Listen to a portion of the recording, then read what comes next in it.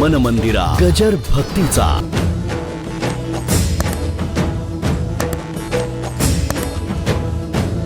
नाही का? बापाला वाटतं माझा मुलगा मोठा व्हावा, माझ्यापेक्षा मोठा व्हावा, कर्तृत्ववान व्हावा, स्वतःच्या पायावर उभा राहावा. ठीक आहे, आम्ही जरी पैसे ठेवले तरी त्यांनी कमवलं तर पुढचं राहील ना. आईला वाटतं जाऊ दे, आहे तसा खाईल, सुखी राहावा, आनंदात राहावा. काय सगळ्यांनी शिकून दिवे लावले. हे आर्ग्युमेंट चुकीचं का बरोबर मला करायचं नाही. हे आई अशीच असते, कळलं. चुकीचं का बरोबर करू नका. आला का लक्षात. भलते असेल ते निकस इथे लावू नका, बरं का. आईचं प्रेम हे मातृप्रेम हे असंच असतं आणि असंच असायला पाहिजे. ते जर प्रेमाने जागा सोडली तर ती मास्तरीण झाली, आई नाही. शाळेतली मास्तरीण शाळा उतरली की शाळेच्या बाहेर पडते, घरी आल्यानंतर ती आई असते, ती निराळी. शाळेत ज्या चुका काढते ती चुका ती घरी सुधारत बसते आपल्या मुलाच्या. शाळेतल्या मुलांना सांगते अजिबात कॉपी करायचं नाही. मुलगा म्हणतो आई उद्या पेपर आहे माझा. असं वय, बरं बरं मला माहिती आहेत प्रश्न, मी तुला काढून देतो, तेवढे पाठ करून जा. कोणी मास्तरणी असतील तरी नाही म्हणू नका.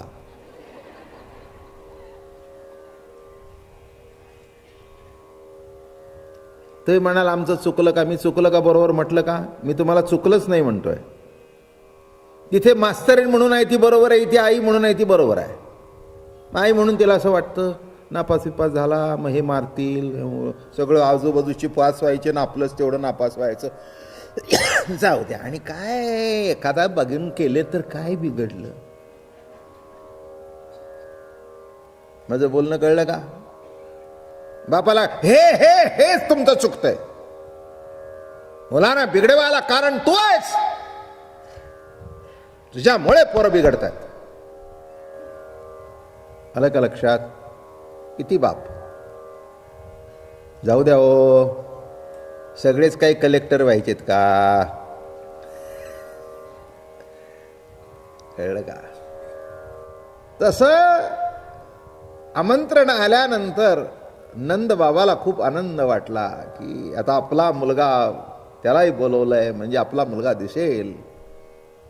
आपला मुलगा तर किती गोजीरवाण आहे, किती देखणा आहे, किती सुंदर आहे. 11 वर्षाचंच पोर आहे. 11 वर्षाचे होते भगवान. हो. आणि यशोदाला वाटलं घरातून बाहेर पडू नये. म्हणे तुला कसं कसं काय कळत नाही ग. आता काय लहान आहे का तो. 11 वर्षाचा झाला. किती वर्षाचा झाला. 11 वर्षाचा झाला. अगं दुसऱ्यांची पोरं गाया राखायला जातात, अमकं करतात तमकं करतात. बरोबर नाही. जायलाच पाहिजे, जगापुढे यायलाच पाहिजे. पण हे यशोदेला कधी बरोबर वाटलं नाही. काय नंदजीचं चुकतंय असं वाटलं. बरोबर आहे, हीच आई. आई तत्व जे आहे ना ते पालनीय तत्व आहे. प्रेमाचा निर्झर म्हणजे आई. प्रेमाचा निर्झर म्हणजे आई.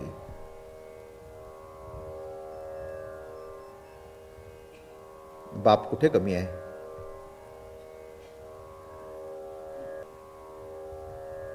ज्याच्या डोळ्याच्या धारा दिसतात, जिच्या डोळ्याच्या धारा दिसतात ती आई, आणि ज्याच्या डोळ्याच्या धारा दिसत नाहीत तो बाप.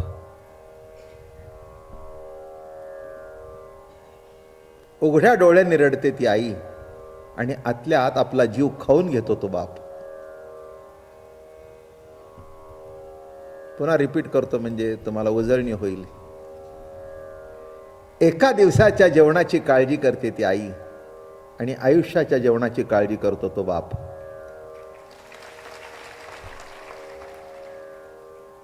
काय म्हटलं मी. विचारा इथल्या बायकांना सगळ्यांना. त्यांना एकच काळजी असते की सकाळी केलं तर संध्याकाळी काय करावं आणि संध्याकाळी केलं तर नाश्ता काय करावा, याच्यापेक्षा मर्यादा पुढे जात नाही.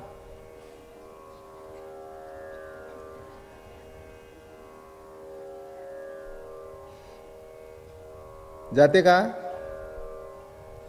सकाळी नाश्त्याला गेलं की बाबा जेवायला काय करू तुला?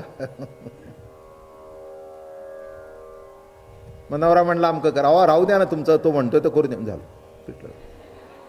काय अवघड असतं सगळं. सकाळी तो नीट जेवला नाही,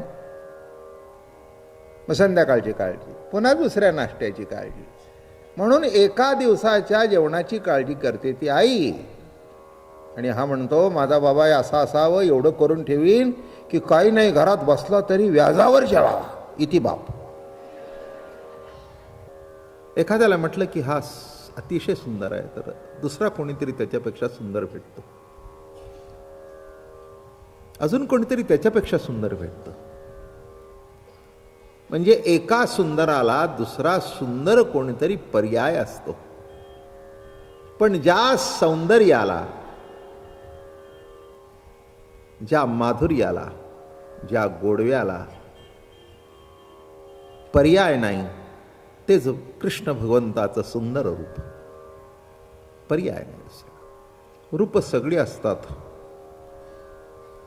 पण ज्या रूपाला जीव लुब्ध व्हावा असं भगवंताच्या शिवाय दुसरं रूप कुणाचं असू शकतं.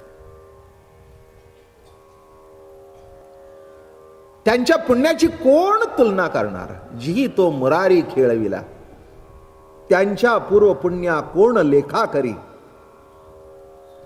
जगद्गुरु तुकाराम महाराज म्हणाले, त्यांच्या पूर्व पुण्या कोण लेखा करी, जी तो मुरारी खेळविला, खेळविला जी अंतर्बाह्यातकारी. आणि असा तो सगुण साकार परमात्मा आता दिसणार नाही म्हटल्यानंतर मनामध्ये कुठेतरी ओढ निर्माण झाली. समोर दिसत होता तरी दिसणार नाही, हा जो भविष्यातला विरह होता. काल सांगितलं आपल्याला, भूतकाळातला विरह, वर्तमानातला विरह आणि भविष्यातला विरह. कसावी झाल्या.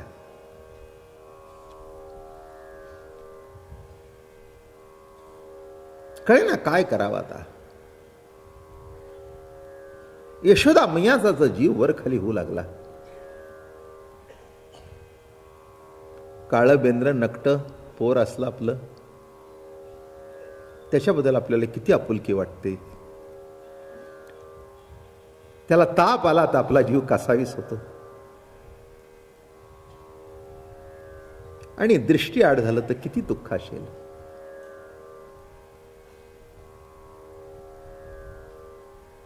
आणि आता तो भविष्य विरह डोळ्यासमोर दिसू लागला.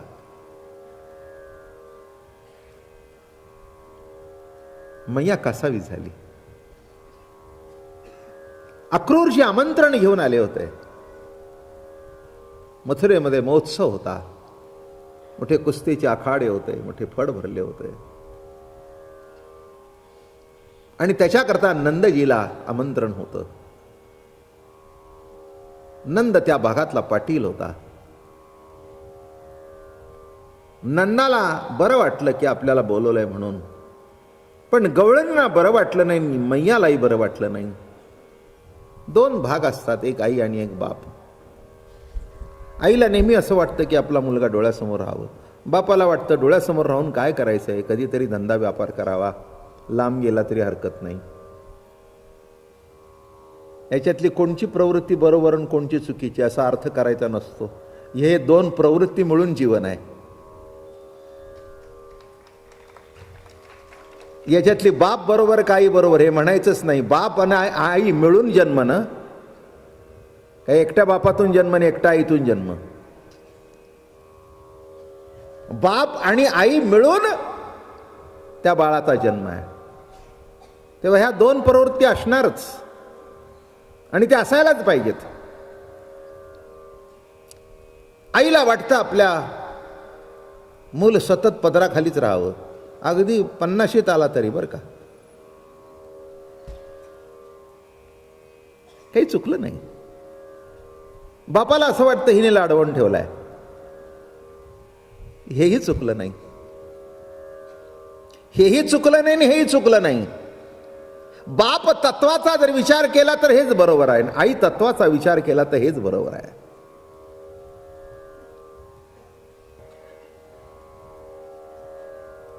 तुम्हाला काय वाटलं मी आईची स्तुती करतो म्हणजे बापाला खाली पाडेन? अरे असं कसं वाटलं? कोण बसला इथे?